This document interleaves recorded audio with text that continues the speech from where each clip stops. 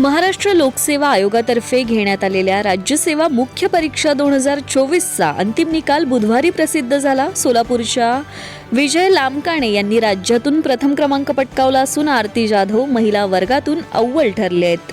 विविध 20 संवर्गातील एकूण 461 पदांसाठी ही शिफारस यादी जाहीर करण्यात आली आहे. आयोगाने संकेतस्थळावर कट ऑफ गुणांसह सविस्तर निकाल उपलब्ध करून दिलाय.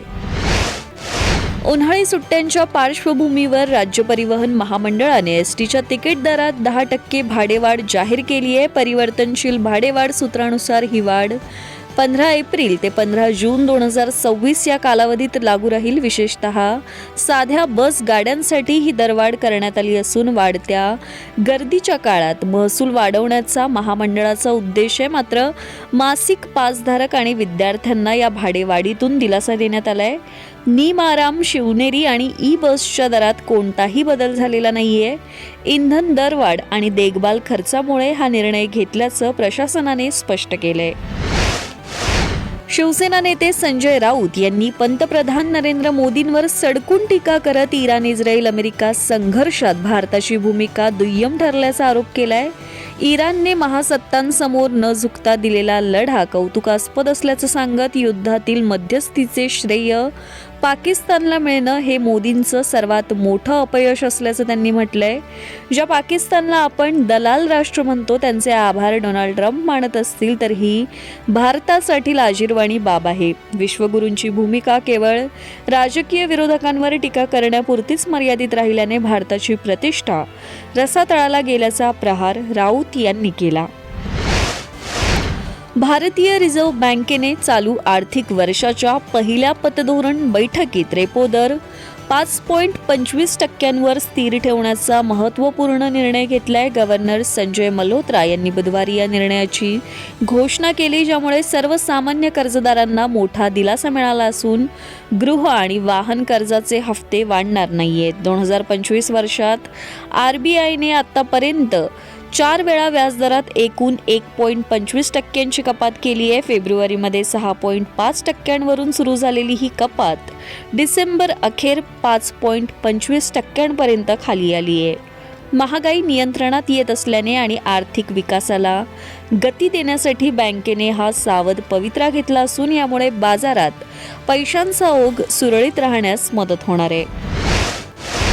अमेरिकेचे राष्ट्राध्यक्ष डोनाल्ड ट्रम्प यांनी इराणवरील लष्करी कारवाई 2 आठवड्यांसाठी स्थगित केल्यानंतर इराणने होर्मुझ सामुद्रधुनीतून जाणाऱ्या जहाजांवर $20 लाख अर्थात सुमारे 16 ते 17 कोटी रुपये शुल्क आकारण्याचा प्रस्ताव मांडलाय. इराणच्या संसदेने या संदर्भातील मसुदा विधेयक मंजूर केलं असून या शुल्काचा वापर युद्धानंतरच्या पुनर्रचनेसाठी केला जाणार असल्याचं समजतंय.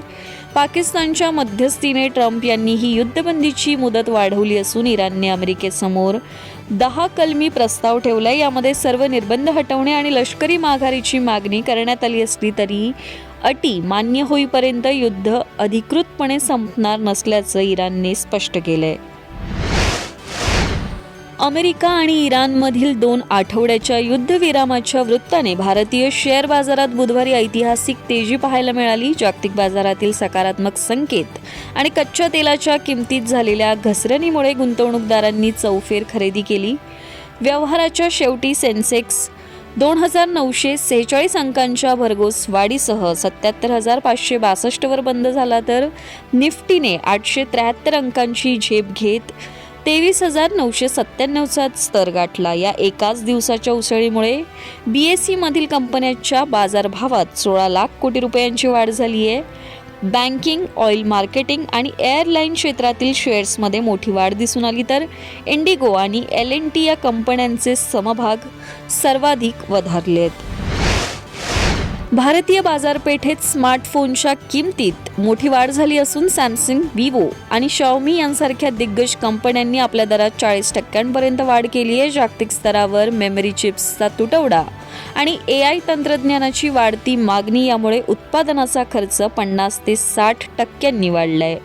पश्चिम आशियातील संघर्ष आणि रुपयाचे घसरते मूल्य यामुळे पुरवठा साखळी विस्कळीत झाली असून कंपन्यांनी हा बोजा ग्राहकांवर टाकलाय. परिणामी नवीन फोन खरेदी करण्याऐवजी ग्राहक आता जुने फोन दुरुस्त करण्यावर भर देत असून विक्रीत 9% घट झाली आहे.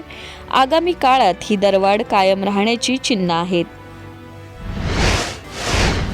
वन प्लसने भारतीय बाजारपेठेत आपला नवा नॉट 6 स्मार्टफोन लॉन्च केला असून यात 9000 mAh ची सिलिकॉन कार्बन बॅटरी देण्यात आली आहे. 80 वॅट फास्ट चार्जिंगला सपोर्ट करणारा हा फोन एकदा चार्ज केल्यावर 2.5 दिवस टिकतो. यात 165 हर्ट्झ एमोलेड डिस्प्ले आणि स्नॅपड्रॅगन 8S Gen 4 चिपसेट असून हा फोन गेमिंगसाठी उत्तम आहे. 50 मेगापिक्सेल सोनी मुख्य कॅमेरा आणि 32 मेगापिक्सेल सेल्फी कॅमेरा असलेल्या या फोनची विक्री 9 एप्रिलपासून ॲमेझॉनवर सुरू होईल. 38,999 रुपयांपासून सुरू होणाऱ्या या फोनवर 3,000 रुपयांपर्यंत बँक सवलतही उपलब्ध आहे.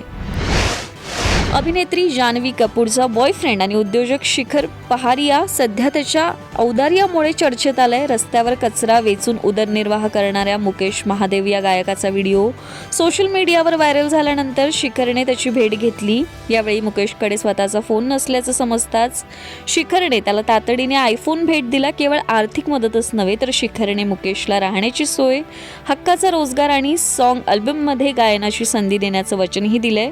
शिखरच्या या कृतीवर जान्हवी कपूरने लव्ह इमोजी शेअर करत त्याचं कौतुक केलं असून नेटकऱ्यांकडूनही त्याच्यावर शुभेच्छांचा वर्षाव होतोय. गुवाहाटी येथे झालेल्या सामन्यात राजस्थान रॉयल्सच्या वैभव सूर्यवंशीने अवघ्या 15व्या वर्षी जागतिक दर्जाचा गोलंदाज जसप्रीत बुमराहला धूळ चारली. बुमराहच्या पहिल्याच चेंडूवर षटकार ठोकत वैभवने 14 चेंडूत 39 धावांची 5 षटकार 1 चौकार अशी वादळी खेळी केली. त्याच्या या निडर फलंदाजीचं मुंबईचा कर्णधार हार्दिक पंड्यानेही भरभरून कौतुक केलं. या विजयासह राजस्थान रॉयल्सने IPL 2026 मध्ये विजयाची हॅट्रिक साधली असून गुणतालिकेत अव्वल स्थान पटकावले. राजस्थानच्या इतिहासात सुरुवातीचे सलग 3 सामने जिंकण्याची ही केवळ 3री वेळ आहे.